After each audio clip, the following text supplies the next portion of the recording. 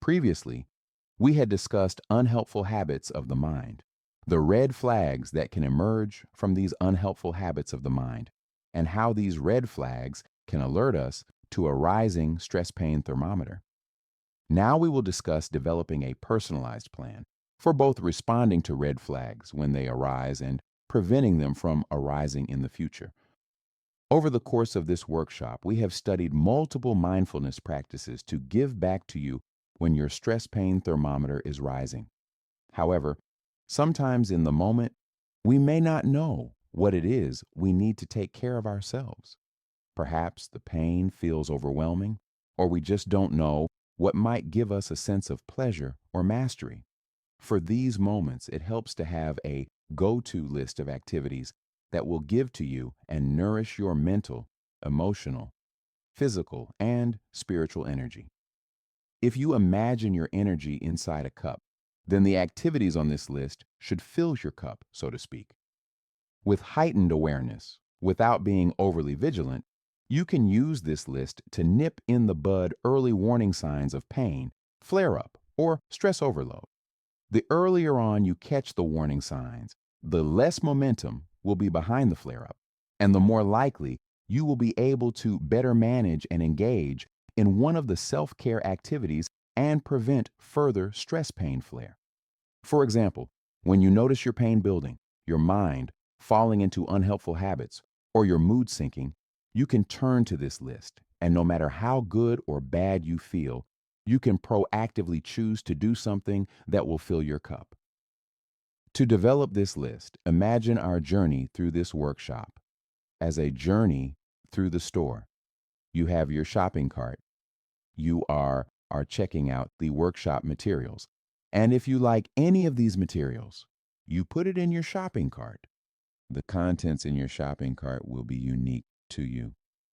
What you put in your shopping cart might be something that gives you a sense of pleasure, mastery, or sense of achievement and control, such as listening to a longer guided audio or going back and watching an instructional video.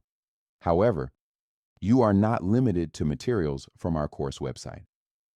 Returning to the shopping cart imagery, imagine you have been shopping for self-care practices, not only during this workshop, but throughout your life. For example, for some, mindfulness may have been the time you spent in prayer and the time you spent cleaning the dishes. Here are even more examples. Calling or visiting a friend or family member you like to spend time with. Having a nice, long, hot soak in the bathtub. Reading an enjoyable book or doing some other enjoyable hobby. Making yourself a cup of tea or your favorite hot drink. Going for a walk outside. Cooking a meal for yourself. Listening to your favorite music album. Doing some gardening, housework, or some other household task. Here are a few more tips for filling up your shopping cart. Make sure that you include some activities that do not take a lot of planning or energy, so that even during difficult times, there is some activity you can still do to take care of yourself. Try starting the list with a brief, gentle, encouraging statement such as, "Self-care is not selfish. Do something today to look after you."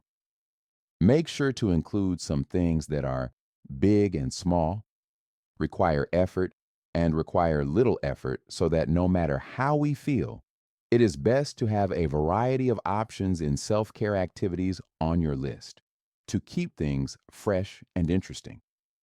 As mentioned previously, remember to really explore how you can personalize the practices you have been learning and make them part of your day-to-day life.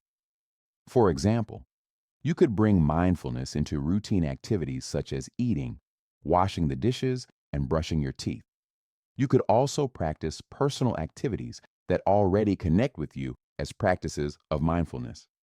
If the option comes up, be open to spontaneously experimenting with something new that you haven't done before or that isn't on the list.